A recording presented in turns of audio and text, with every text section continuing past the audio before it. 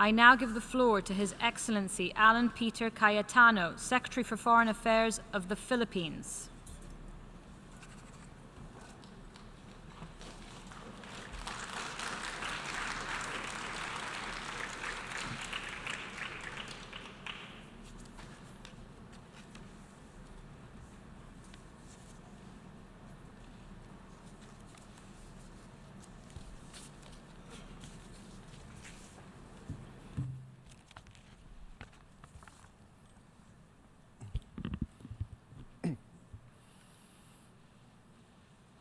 Blessed are the peacemakers, for they shall be called children of God. Mr. President, Excellencies, the path to peace must be walked with patience. To achieve any purpose with others, be they powers or people, patience is needed. The opposite of patience is impatience, the cause and aggravation of conflict. Someone said that talk is better than war. Listening is even better than talking. We must listen to others more than we listen to ourselves. Hopefully, we know that we are talking about, but others may know what we do not know. We can learn only if we stop talking and listen. We may think we know how others can do things better than they've done it. Maybe our way is more efficient, but the time gained by that efficiency will be time lost convincing others that our way is better, rather than a compromise between our way and theirs. Real change in the world order necessitates cooperation. Nothing affecting others can be undertaken without their willing involvement, without getting their agreement on the purpose and the manner of it.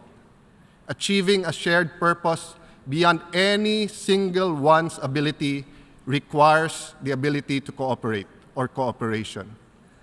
But how else can we get cooperation if not with the patience to explain why it is needed and the equal patience to listen?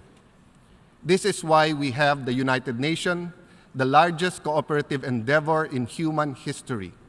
We use the United Nations to speak out, but more importantly, to listen, and somehow arrive at a consensus, or at the very least, a modus vivendi on how to proceed, in peace and therefore with greater prospect of progress. The theme for this session, focusing on people, striving for peace and a decent life for all on a sustainable planet, captures a promise that everyone who has stood here vowed to fulfill to his own people and the rest of the peoples of the United Nations, as the preamble of the Charter puts it. Yet, after 72 years, while much has been achieved, much more has to be done. The promise is still very much a work in progress. We, the people of the United Nations, battle new threats that undermine such success as we have achieved and frustrate further progress in peace, development, and human rights, the three pillars of the United Nations. Your theme, Mr. President, mirrors the Philippines' own people-centered agenda as articulated by our President, President Rodrigo Roa Duterte. President Duterte and the Filipino people are committed to real change, tunay na pagbabago, to finally carry out long-needed reforms to addressing the national threats long ignored, protecting the human rights of all Filipinos while doing our part in attaining regional peace and stability. We remain true to our obligation under the international treaties we have ratified. We have made much sacrifices as a nation and as a people, and we will continue to make that sacrifices for peace and prosperity. The Philippines integrates the human rights agenda in its development initiatives for the purpose of protecting everyone, especially the most vulnerable, from the lawlessness violence, and anarchy, particularly families, women and children, the poor, indigenous people, migrant workers, the elderly, and persons with disabilities. That is why we have a massive campaign to restore the rule of law by fighting corruption, crime, and illegal drugs. We owe it to the 10 million Filipinos working overseas to keep their children and their families safe. We owe it to all Filipino families to keep the Philippines safe. We owe it to you to keep your nationals who are in the Philippines safe. The very principle of responsibility to protect must encompass, first and foremost, the vast majority of peaceful, law-abiding people who must be protected from those who are not. It is for their safety and sustenance that states exist and for which governments and leaders are responsible. President Duterte said the fewest words, made the least promises during the campaign. Why? Because he listened. He listened and he heard what none of the other candidates would listen to. The vast majority of the Filipino people felt vulnerable in their lives and livelihoods, unsafe in the rising drug-driven criminality that threatened those least able to protect themselves. They were also those past governments had least protected, the poor and ordinary folk. The Philippines' comprehensive campaign against illegal drugs is a necessary instrument to preserve and protect the human rights of all Filipinos. It is never an instrument to violate any individual's or group's human rights. It was noted in this hall that all sovereign nations must uphold two sovereign obligations: to respect the interests of their own people and the sovereignty of other nations. This is true as much in bilateral relations between sovereign countries as when they combine multilaterally on some common decision or action. The Philippines is a sovereign country. Indeed, it was the first subject nation to win its independence, however short-lived, thereby earning the honor of being the first republic in Asia. It expects, our people expects, that the sovereignty be respected and that its democratically elected government's assessment of threats and how to go about addressing them shall be accorded preeminence among nations. Or at the very least, is it too much to ask for the benefit of the doubt? We prize sovereignty in all of its aspects. We acknowledge the wisdom and borrow the words here spoken in this great hall. All responsible leaders have an obligation to serve their own citizens first. In keeping with that obligation, it is the state's duty to protect human life, human dignity, and human rights from aggression by other states, terrorism from non-state actors, and destruction of societies and families from criminal networks, trafficking in drugs, people, and arms. As a responsible leader, the Philippine President launched a vigorous campaign against the illegal drug trade to save lives, to preserve families, to protect communities, and to stop the country from sliding into a narco state. An epidemic that would spell the end of sovereignty in any meaningful sense. As of August 2017, the drug trade has penetrated at least 24,848 barangays. This is at least 59% of the total of 42,036 of the smallest government units spanning our archipelago, the ones directly in touch with our people. It's estimated that 4 to 7 million people have been using drugs or are becoming dependent upon drugs. Where is sovereignty in a country where vast numbers are addicted to drugs and are enslaved to their suppliers? To be sure, drug addiction calls for cure and not chastisement. When the President showed his fierce determination to end the drug menace, 1.3 million drug users turned in themselves. Their constitutional rights were fully respected, and those who wanted a cure or rehabilitation were offered such. But the neglect of the drug problem by previous governments have left the current one hard-pressed to rehabilitate them all. We are thankful that generous souls at home and abroad are building centers around the country. Maraming salamat po. Thank you for all those who are helping.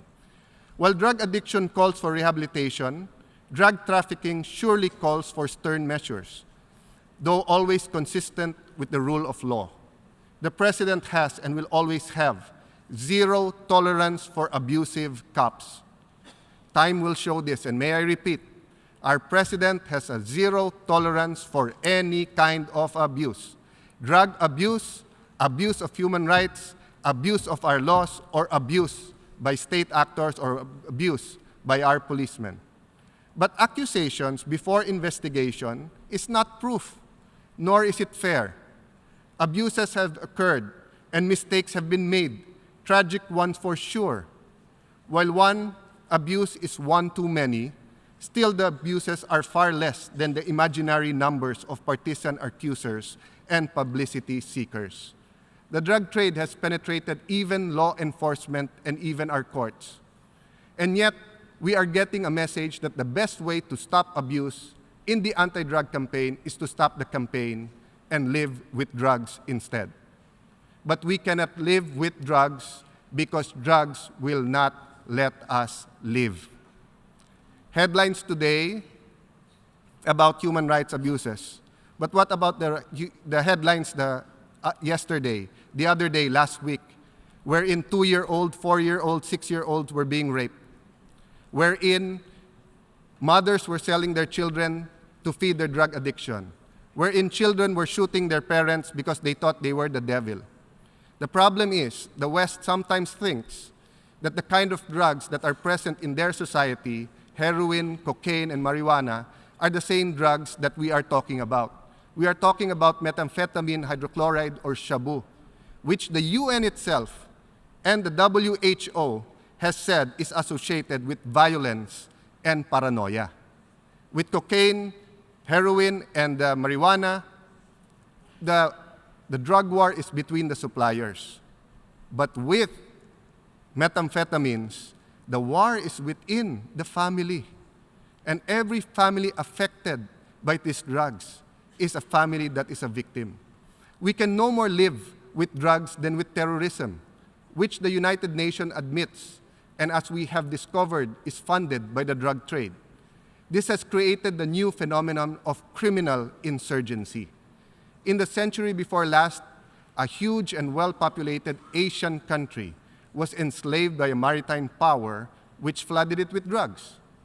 We welcome this opportunity to address the international community's concern and correct perceptions gleaned from media reports that deny the real scale of the problem as if denial is a solution. The problem is huge, and we will not reduce it to our imagination because we dare not face it in reality. Appeasement emboldens evil. We counsel patience, but delay will make the problem bigger until it is beyond containment and control. Indeed, as we have heard in this hall, when decent people and nations become bystanders, the forces of destruction only gather power and strength. We will not slide down the slope of complacency and of the willful ignorance of the threat to our country and to our people posed by the drug trade. In the past 4 years, we have seen the rise of the Islamic State and how it has spread its nihilistic ideology beyond Iraq and Syria to become a serious threat to the whole world. We should hold no illusion that the threat posed by the Islamic State will be over with the collapse of its self-proclaimed caliphate in Iraq and very soon in Syria. Rather, we should all be ready to confront a very potent threat that has spread to other parts of the world. In the Philippines, we have discovered the intimate and symbiotic relationship between terrorism, poverty, and the illegal drug trade. These terrorists were somehow able to bring together an assortment of extremists, criminals, mercenaries, and foreign fighters who attempted to, but failed to take over the great city of Marawi. This was part of their grand plan to establish in Southeast Asia an extension or a province of their shattered caliphate in the Middle East. The armed forces of the Philippines shall regain full control of Marawi from the Islamic State-inspired terrorists. Their protracted hold on their last several square meters of the city is largely a result of superior arms illegally obtained and the presence of civilian hostages used by them as human shields. There is also the government's forbearance to unleash greater force so as to avoid collateral loss of life. The fight has been terrible, but the effort has been patient and done with care to spare the innocent. There's been less talk and more listening to those with the most at stake in the struggle, the people of Marawi. This disturbance will be over soon, and the rebuilding of Marawi will begin shortly. Terrorism is a global problem that no country can tackle alone. Although here at the UN it was noted with some admiration that Filipino families outside the conflict zone quickly absorbed most of the 200,000 displaced civilians. Our main disaster preparedness is the Filipino compassion. The Filipino family system is strong, the bayanihan system is alive, and cooperation is a Philippine tradition. Help from fellow Filipinos is always at hand. While the main burden is borne out by government and the people, and all risks are taken by our soldiers, we are thankful for such assistance as the international community has extended. To all of you who have helped, are continuing to help, and have promised help, from the bottom of our hearts, thank you very much. Thank you, dear friends, for helping when we needed it most.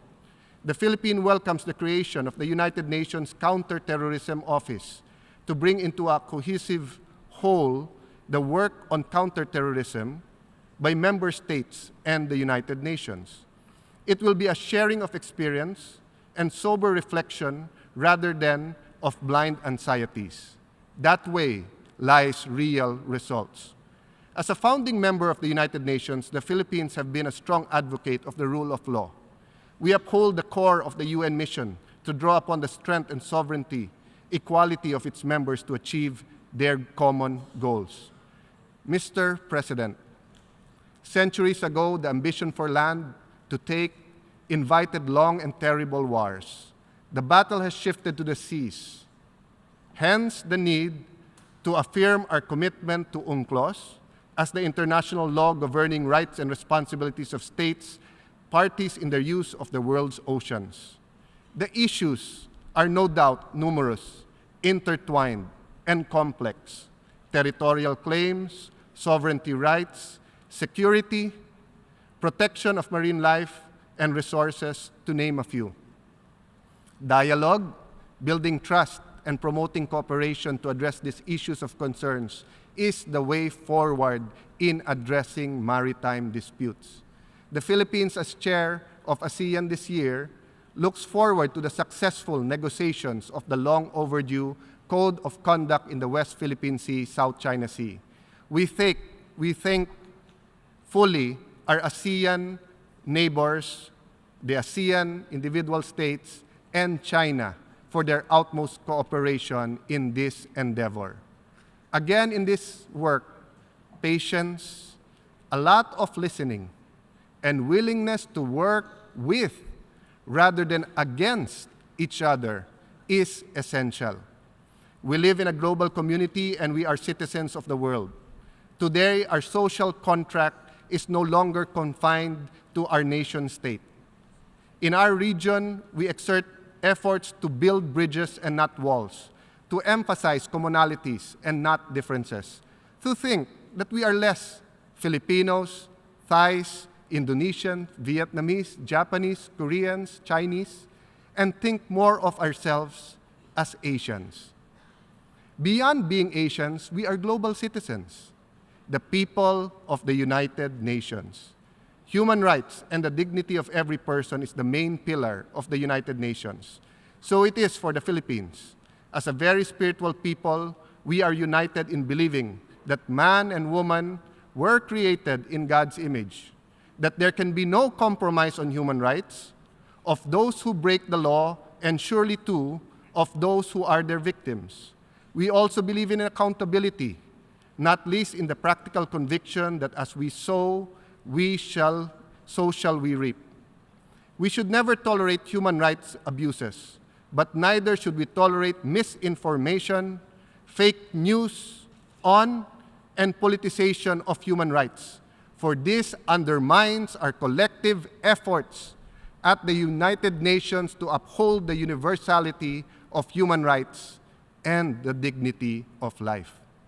But why debate security versus human rights? Security and human rights are not incompatible. Indeed, the first is our duty to the other. Without security, the most basic human right to life and safety are constantly under attack from terrorism, criminality, drug and human trafficking. Much have been said about the ASEAN. Words like cooperation, consultation, and consensus are identified with it.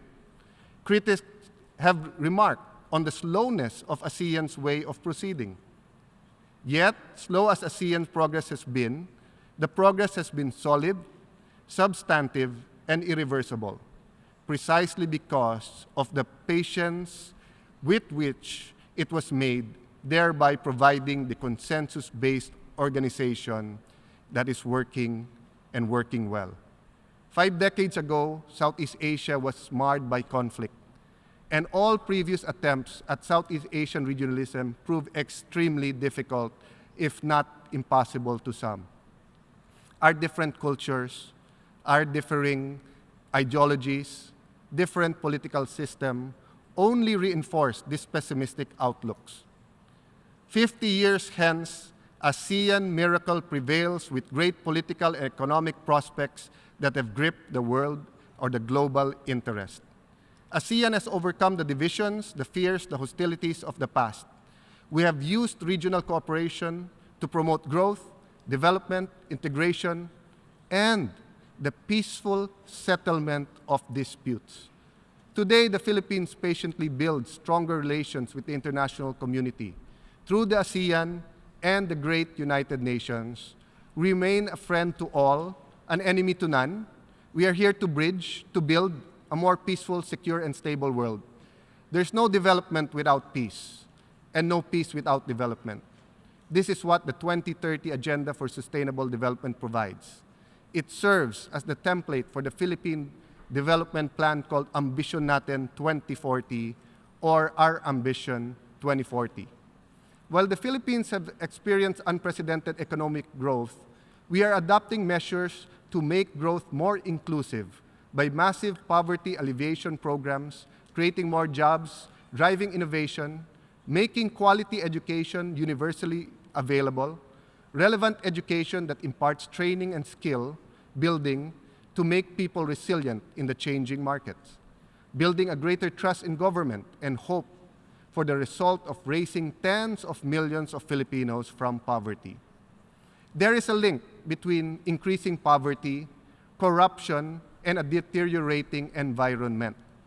President Rodrigo Roa Duterte seeks to reverse this linkage by addressing the adverse effect of climate change, to which the Philippines is most vulnerable, through disaster risk reduction and through strict implementation of laws protecting the environment. Yes, he is equally decisive in abuses that damage our environment.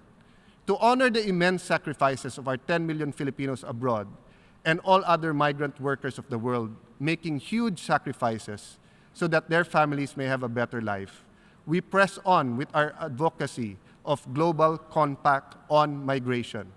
As we seek to improve conditions for foreign nationals living and working in the Philippines, we advocate the fundamental concept of loving our neighbor as we love ourselves.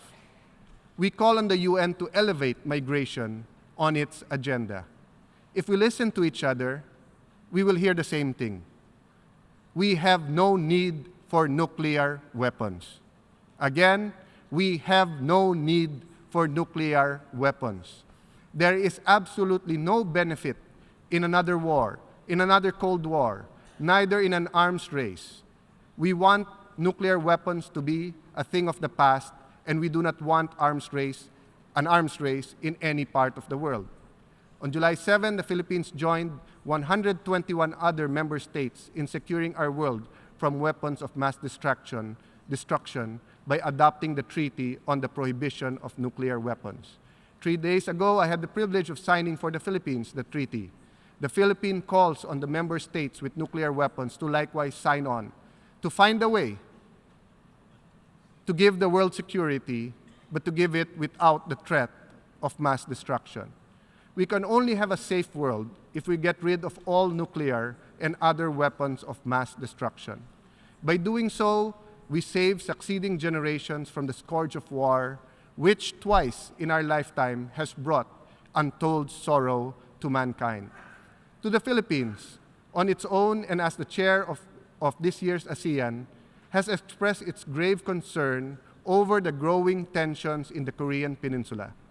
Because of the DPRK's missile test launches and detonations, the Philippines joins the call on DPRK to put a stop on its provocations, which bring us closer to an unimaginable scenario. A war to end all wars, because no one will be left to fight new ones. Let me end where I began and call for patience, for listening, for cooperation, focused always on the well-being of, to quote the Charter's preamble, we, the people of the United Nations. Let us listen to each other as we are all the people of the United Nations. Our fate, our destiny as human beings are in this planet are intertwined. In a situation like the present, where every finger in and around the Korean Peninsula is on a trigger, every eye is out for a wrong move, the likelihood of a surprise attack is virtually nil or zero. In that situation, no one can be caught by surprise and unprepared to strike back. So what is there to lose? By going on talking and listening, talking and listening, talking and listening until the very last moment, in the hope that a resolution be found. Patience, listening, as much as talking, cooperation among friends and even enemies, these are the signposts of the path of peace. Peace is about people. No people and no country can have a national identity if there are no others who can tell the difference. Without peoples, each one different yet all the same in their being and in the good they seek, it is impossible to imagine the world. To utter the phrase "the world" means a planet with many peoples sharing it. All of us are pieces of a giant puzzle. We seek to be completed by being pieced together, thereby creating a whole, a beautiful picture. In a war of all against all, of every each against the other, the last man standing is not at peace, but he is simply a single piece. He is not the victor, he is alone. Thank you, Mr. President. Congratulations on your election, and you can count on the support of the Philippines. Your Excellencies, magandang hapon, good afternoon to all of you.